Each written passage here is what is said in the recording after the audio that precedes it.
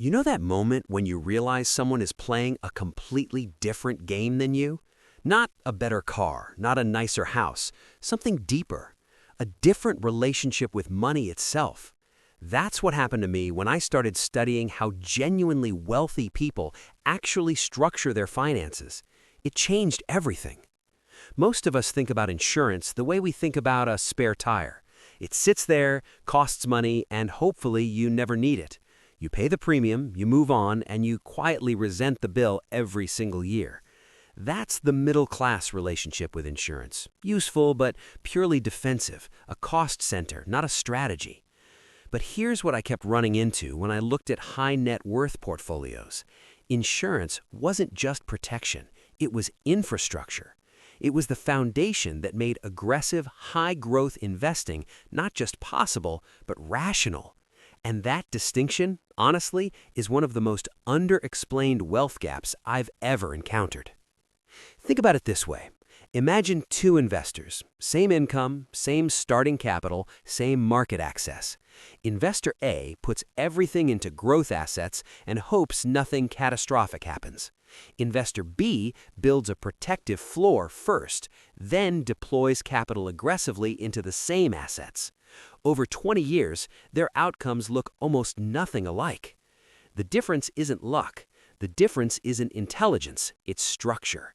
Investor B understood that real risk tolerance doesn't come from personality, it comes from design. When your downside is protected, your upside can be pursued without the kind of emotional interference that destroys most retail investment strategies in real time.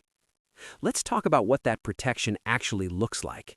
High-income earners, particularly those with complex financial lives, business owners, professionals in their 50s, dual-income households, they use specific insurance structures not as safety nets, but as capital tools.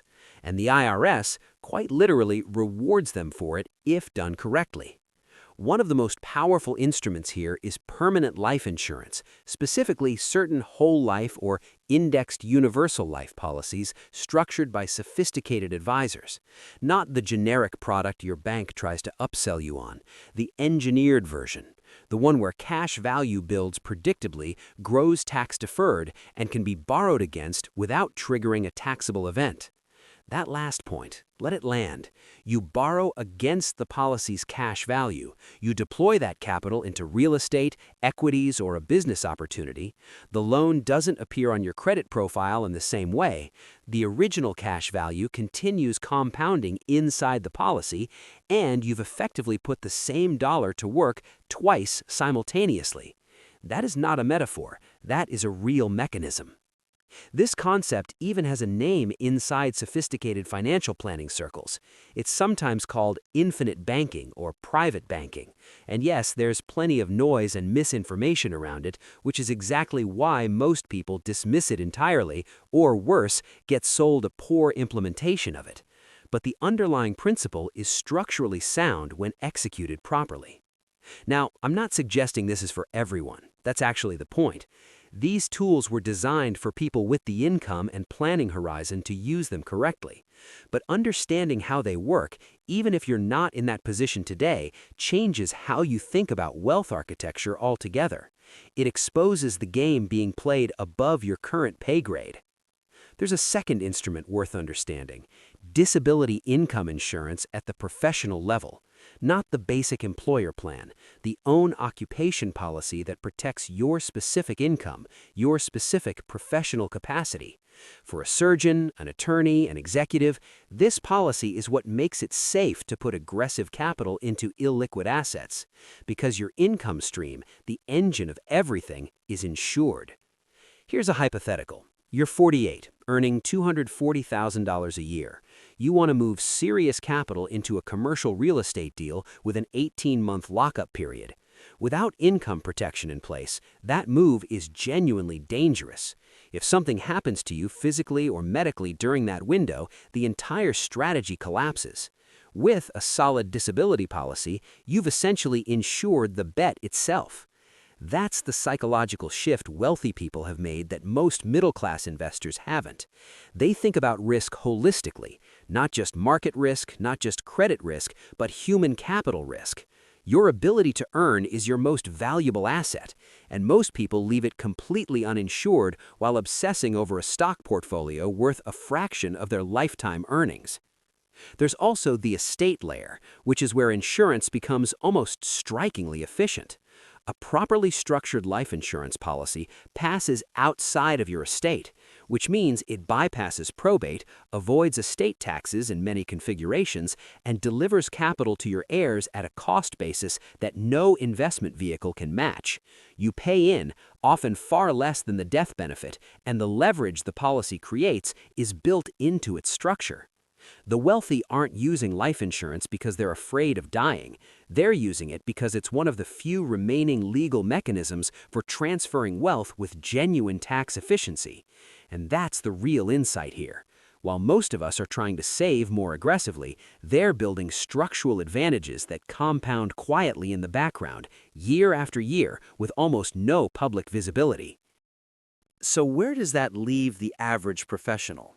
Someone earning good money, saving responsibly, investing in their 401k, maybe owning a rental property, doing everything right by conventional standards. The honest answer is you're building wealth, but potentially without the structural foundation that protects and amplifies it. That gap is worth examining seriously. The thing is, most financial advisors won't walk you through this unprompted, not because they're hiding it, but because their incentive structure doesn't reward complexity. They get compensated for assets under management. Insurance planning sits in a different silo. Tax strategy sits in another. Very few professionals are paid to connect all three into a coherent architecture. That's the structural gap most middle-class households fall into. And this isn't just about high earners. The principles scale. Even a $500,000 term policy purchased at 38 changes how you deploy capital in your 40s, because the psychological weight of what happens to my family if I'm wrong is no longer sitting on top of every investment decision you make. You can think more clearly, you can hold positions longer, you can tolerate volatility with more rationality. Behavioral finance has documented this extensively.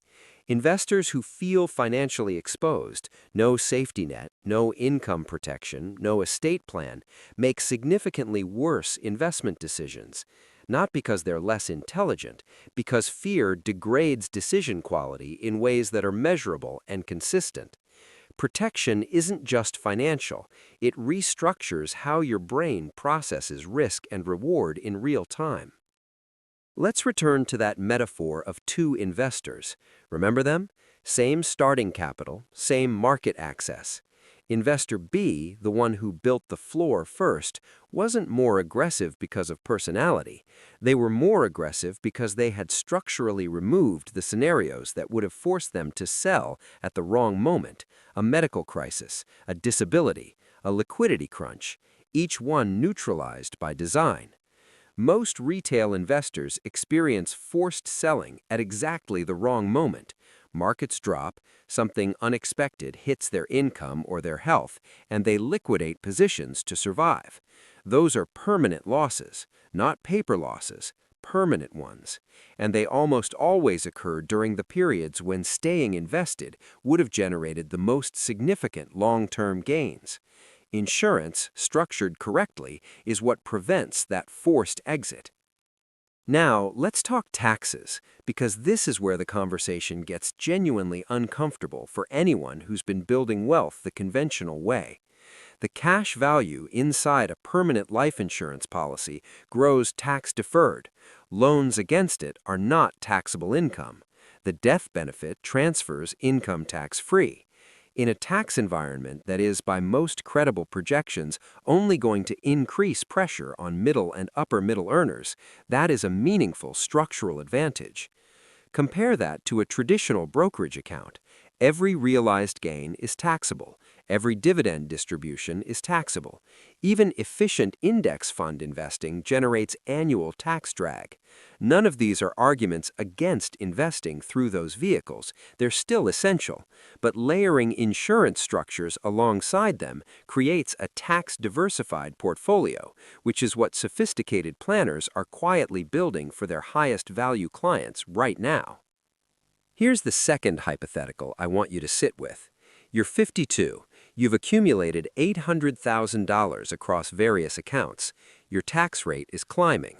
You're starting to think seriously about what the next 15 years look like. At that point, having a well-funded permanent policy in place means you have a pool of capital you can access in retirement without triggering additional taxable income. That alone can preserve tens of thousands of dollars annually in your highest earning years. I want to pause here for a moment because I think it's worth being honest about what this information actually represents. This isn't a secret. This isn't a loophole that will disappear tomorrow. Wealthy families have used these instruments for generations, old money, not just new money. The reason it feels unfamiliar to most professionals is simply that no one in their financial orbit has ever explained it in plain language. That absence is costly. The system is not designed to explain itself. Financial products are sold, not taught. Insurance agents sell insurance. Brokers sell securities. Tax attorneys solve problems when they arise. Very rarely does someone sit across from you and say, here is how all of these pieces connect, and here is how people with more resources than you are using that connection deliberately. That conversation almost never happens organically. You have to go looking for it. And that's essentially what this comes down to. Not envy, not frustration, just clarity. Understanding that wealthy investors aren't necessarily smarter or luckier in their market picks. They've built systems that reduce catastrophic downside, preserve capital across tax environments, and allow them to pursue growth with a rationality that unprotected investors simply cannot access. That's the actual gap, and it's a structural one. Think back to where we started, that moment of realizing someone is playing a different game. The car, the house, those are the visible outputs. The invisible infrastructure underneath is what generates them sustainably. Insurance, at the level we've discussed today, is part of that infrastructure. Not glamorous, not exciting, but profoundly effective when integrated into a coherent long-term financial strategy. You don't need to be wealthy to begin thinking this way. You need to understand the architecture first. Start with the question, what would catastrophic look like for my financial plan, and have I structurally protected against it? That question alone puts you ahead of most retail investors who are focused entirely on the upside while leaving the downside structurally exposed. The floor matters as much as the ceiling. Honestly, the most powerful thing you can do with this information is simply take it seriously, not panic, not overhaul everything tomorrow, but recognize that the financial system rewards people who understand its instruments fully and quietly penalizes those who don't. The gap between those two groups isn't fate, it's design.